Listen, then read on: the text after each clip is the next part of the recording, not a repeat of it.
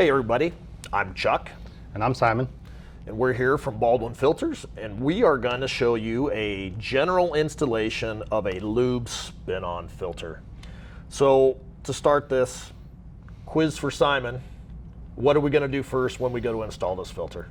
Well, after you pick it up from your vendor of choice where you can buy the Baldwin filters at, pull it out of the package and inspect it. Look for any damage to the can, to the gasket, the thread ring if it has it.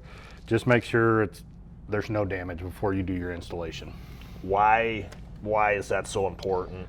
The main thing is to prevent leaks and then ensure that you're getting the maximum performance out of this filter. So if there's a dent, the element inside could potentially be damaged, just ensuring that you're getting the best quality for your dollars. So, it's all about protecting your equipment. So we don't want you to put a damaged product on your piece of equipment. So that's why we inspect it first. Where do you find the information in the steps to install this? So on every single one of our filters, there's pictograms, and we're gonna go through those pictograms as we're installing that so you get a better understanding of what each one of them means. All right, so we have pictograms on there to follow. We've inspected the filter. What's the next step? Step one on the pictograms is cleaning the filter header or the housing, whatever this filter is attaching to. You want to clean it and also ensure that the gasket from the previous filter is not stuck to the header. Common problem on a lot of different applications is the gasket that you find on the bottom of here will stick over time. And what happens if you don't get that out of there? You don't get that out of there and you spin on a new filter, you're going to have a leak. So you don't want that. We don't want leaks. We don't want phone calls about that. So everything is clean and wiped down. You have inspected for gasket being left up there. What's next? Step number two is you're going to apply a light film of lube to this gasket before installation. So on a general lube filter like we're talking about here, what would you recommend putting on for a lube? Typically whatever the application that you're installing the filter for, if it's a hydraulic, lube, fuel, use that same fluid. Liquid to pre-lube the gasket. Okay, so we are all lubed up. What's next? So next would be the installation of the filter on the header. So for somebody who wants to know what happens if I want to pre-fill that, what would you say about that?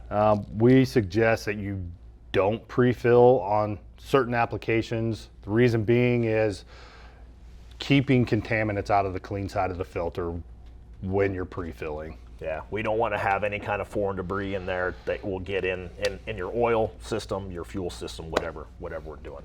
So you're screwing it on, you got the thread started. What are going to be some of the things that you're going to run into as you're running up on the threads? So in this specific application, there's a post on the header, and we have a O-ring in the element that seals on that post. What you're going to find is when you're turning this on, you're going to feel some resistance as you're installing it. What you're feeling is that O-ring making contact with that post, not gasket contact. So if I get confused and I'm going up and I hit the O-ring and I think I've hit gasket contact, and then I go for this particular filter, it's telling me 3/4 of a turn. What's going to happen if I get confused and I don't get that? It will leak. So leaks are bad. We don't want that. So what are you going to do? You're going to feel a little bit of resistance. Yep. Continue to go until you make gasket contact with the header, which right there is what gasket contact was. How much resistance was that for you? Not much. It can be deceiving, but it's not bad. But when you hit gasket contact, you feel a very firm stop. Yep, a definitive stop. Okay. Pictogram tells us 3/4 of a turn. How do we make sure we get 3/4 of a turn? We typically suggest you can either mark the filter and then try to achieve that 3/4 of a turn past gasket contact. So you put a mark so you could clock this filter so you get it to the proper torque spec, Yep. right? Yep. So what would happen? I'm laying underneath my truck and I can't get it all the way to that 3/4 of a turn. Is it okay to just leave it? No, because in the application and in testing, we found if you don't reach 3/4 of a turn past gasket contact, there's a potential for this filter to work itself loose, even fall off. So, and it leaks. Then it leaks. Again, leaks are downtime. We don't want that. No, we want happy customers. So part of that is getting a good install. So what do we really recommend if you can't get a full 3/4 or whatever your application's clocking is? What do we need to do? Use a filter wrench. So filter wrenches, they work, but you just have to be careful when you're using them. We don't want to cause any damage to this can after we've got it on the application and trying to get it tight. So we suggest that in the event that you have to use a filter wrench, you don't want to use it down here at the bottom of the filter. Try to get it as close to the top of the filter as possible and achieve that 3/4 of a turn after gasket contact. So. All right, so I don't follow your advice. I take the filter wrench and I need to go another 1/4 of a turn and I put it down here. What happens? Well, you could cause damage. You could crush the can, poke a hole. The main thing is up here, you could break that mechanical lock between the thread ring and the can, and the next time you go to remove this filter, you're not going to be happy because that thread ring's just going to spin inside that can and you're going to turn and turn and turn and that filter's never going to come off. Right.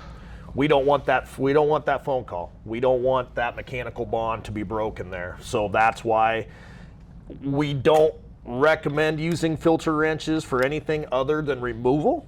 But in the event that you have to use it to get the proper tightness, always make sure you go as high as possible because what we're trying to actually turn is right up here. So we got proper torque now. We're clocked properly.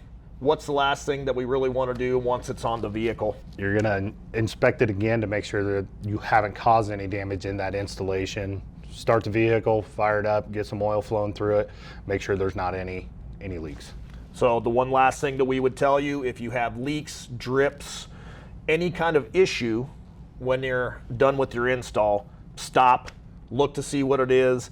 If it's something that you did to damage the filter or if it's a defect in the filter, which it should not be, remove it, don't run it, and we want you to be a happy customer. So that is a basic install of a lube filter, and we thank you for watching.